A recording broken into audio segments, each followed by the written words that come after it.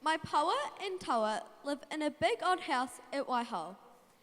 Everyone thinks they're retired and that they spend their days fishing and tending the garden. But I know they're not. Paua and taua have got a secret that no one knows about except me. Paua and taua have a magic mōkahi. Wakahuruhuru manu is its name, and they keep it in a special place in their garden. Te wakahuruhuru manu takes paua and taua to all the special places in the South Island. On Monday, they fly to the Titi Islands, and when the season is right, they catch titi.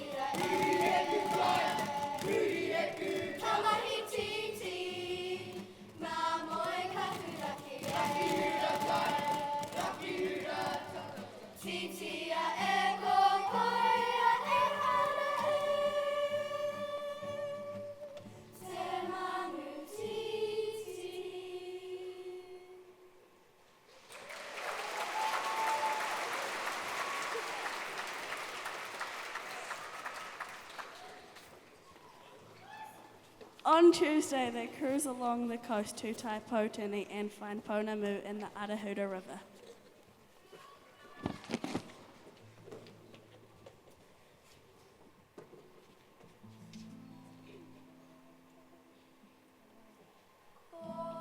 He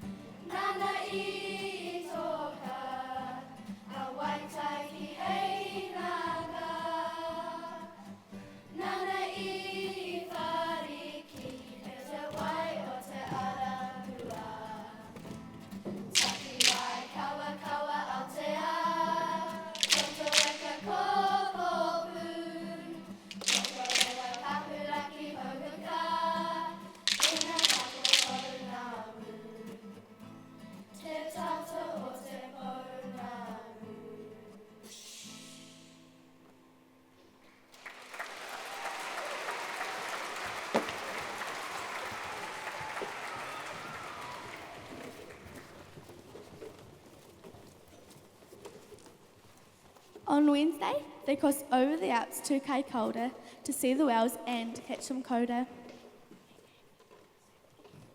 On Thursday, they travelled down to Mahānui to plant some kumara and gather tai whatiwhati.